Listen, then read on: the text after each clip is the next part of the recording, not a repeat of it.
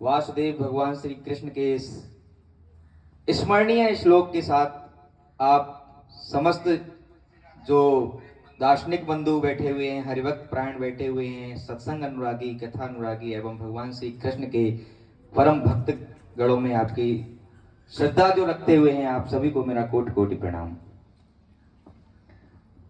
अभी हम लोग पिछले 7 दिवस से तामथरे धाम में श्री कृष्ण गीता की जो कथा चल रही है उसमें पधारे हुए थे और आज बड़ा सौभाग्य रहा कि भगवान श्री कृष्ण को अपना मार्गदर्शक मानने वाले आप सभी भगवान कृष्ण के पथ अनुगामियों के बीच में मुझे बोलने का अवसर प्राप्त हुआ है। इसके लिए मैं राव साहब को बहुत बहुत धन्यवाद दूंगा। अभी तामथरे में जो कथा चल रही है उसका नाम है श्री कृष्ण गीता कथा, अर्थात वास्तविक गीता। वास्तविक गीता क्या है कि जिसमें भगवान श्री कृष्ण ने हम समस्त मनुष्य मात्र के लिए कर्तव्य क्या है, कर्म क्या है, उसकी प्रेरणा दी है, उसका ज्ञान दिया है। और वास्तविकता यदि देखी जाए तो हम लोग भटकते कब हैं? जब हम अपने मार्ग से विचलित हो जाते हैं। मतलब हम अपने कर्म से अगर विचलित हो गए तो हम भटक गए और उसी मार्ग का रास्ता प्रशस्त करने वाले भगवान श्री कृष्ण गीता में हमें उस पथ पर चलने की प्रेरणा देते हैं जिसके लिए हमें जन्म मिला है। हम जिस कुल में जन्मे हैं, हम जिस वर्ण में जन्मे हैं, हम जिस जाति में जन्मे हैं, उन सबका उदाहरण कृष्ण गीता में दिया गया है। और कई वर्षों से भगवान श्री कृष्ण की गीता कथा का जो है प्रचलन में न आने के कारण हम लोग अपने पथ मार्ग से भ्रमित हो गए हैं, जिसका दुष्परिणाम ये रहा है कि हम अपने कर्तव्य को भूल गए हैं और कर्तव्य से भटका हुआ व्यक्ति कभी मोक्ष का अधिकारी नहीं हो सकता है, ऐसा भगवान श्री कृष्ण गीता में कहते हैं। अर्जुन भी अपने पथ मार्ग से भटक गए थे। जिस रास्ते पे उनको चलना चाहिए था, वो राजा थे, राजा के पुत्र थे, क्षत्रिय कुल में जन्मे थे और अपने कुल वर्ण के अनुसार अपने कर्म को नहीं कर करके वो क्या करने लगे थे? जंगलों में जाकर के भिक्षा मांग करके अपना जीवन यापन करने लगे थे। अगर ऐसा ही था तो फिर ईश्वर उनको भिखारी के घर परिवार में जन्म देता, लेकिन एक राजा के घर में जन्म दिया है। और उन राजा के घर में जन्म मिलने के बाद में भी सबसे बड़ी बात थी कि क्षत्रिय कुल में जन्मे, तो उनका कर्तव्य क्या था? उस कर्तव्य को ना करके वो दूसरे के कर्तव्य में घुस गए, दूसरे के कर्म में घुस गए। नाई का काम दर्जी करने लग जाए और दर्जी का काम डॉक्टर करने लग जाए और डॉक्टर का काम किसान करने लग जाए, तो क्या ये संसार चल पाएगा? कदापि नहीं चल सकता है।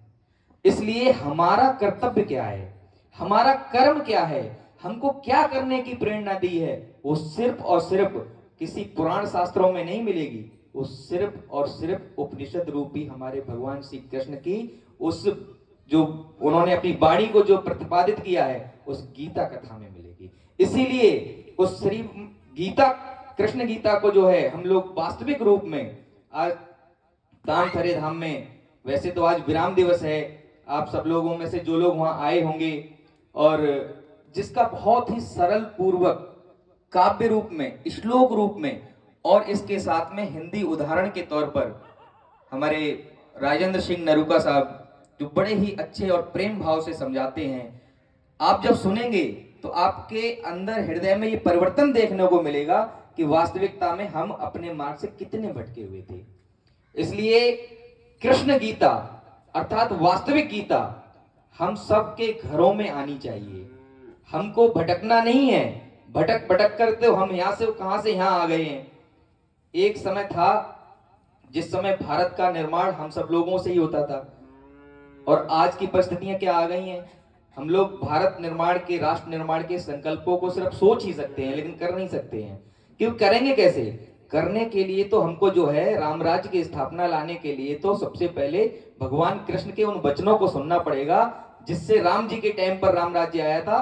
तब तो वो त्रेता युग था, लेकिन द्वापर युग में आके हम लोग कृष्ण भगवान के उन्हीं वाक्यों के साथ में हम अपने अगर मार्ग पर चलने लग जाएंगे तो वास्तविकता में श्री कृष्ण जी के उन वाक्यों के साथ में राम राज्य की स्थापना हो जाएगी। और उसी उद्देश्य की पूर्णता के लिए राम राज्य मिशन के राष्ट्रीय अध्यक्ष राजेंद्र सिंह नरूका साहब, ये उसी उद्देश्य, उसी प्रेरणा, उसी पथ को लाने के लिए, इस राष्ट्र निर्माण के लिए, आप सभी के जो है भीतर कर्म की भावना को जगाने के लिए, आपके उद्देश्यों को बताने के लिए श्री कृष्ण गीता को पूरे देश में कर रहे हैं।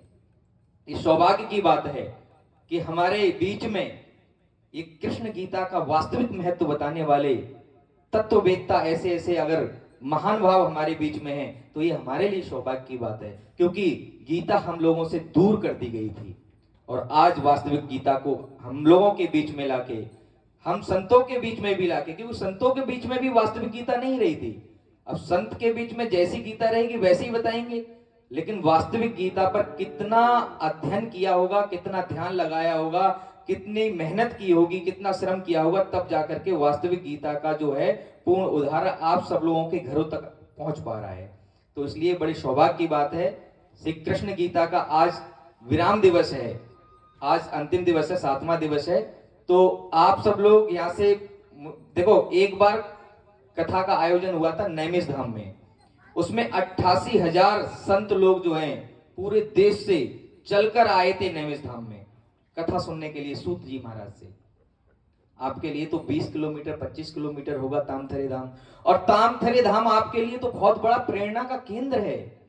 वो तामथरे धाम जहां से पूरे भारत में 4 शक्तिपीठों का गठन होने जा रहा है और जिसमें पहली शक्तिपीठ तामथरे धाम में है। आपके लिए कितनी सौभाग्य की बात है कि पूरे देश में कर्म की जागृति, कर्म स्वभाव की जागृति लाने के लिए, कर्तव्य को बताने के लिए, हमारे देश में कर्तव्य परायणता लाने के लिए, आप सभी के भीतर कर्म भावना को जगाने के लिए अगर कोई केंद्र बन रहा है तो तामथरे में पहला केंद्र बनने जा रहा है। ये सौभाग्य की बात है।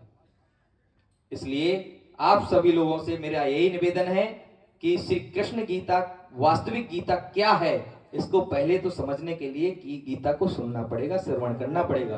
तो आप सब लोग, आज अंतिम दिवस है, विराम दिवस है, तो प्रयास कीजिए कि कृष्ण गीता का आज रसपान कीजिए आके वहां पे। जो लोग आ सकते हैं, व्यवस्थाएं हैं, वो व्यवस्थाओं से आए। और राव साहब से कहूंगा कि अगर ना व्यवस्थाएं हो पाए तो एक कोई बहाने ऐसा कर लें और बाकी सब लोगों को 2:15 बजे 2:30 बजे के आसपास आप लेके आए और कृष्ण गीता का महात्म्य सुने और अपने भीतर कर्म भावना को जगा करके, अपने कर्तव्य को समझ करके हम कृष्ण के पथगामी बन जाएं। इन्हीं वाक्यों के साथ में मैं अपनी वाणी को विराम दूंगा। बोलिए वृंदावन बिहारी लाल की जय। जय श्री राधे।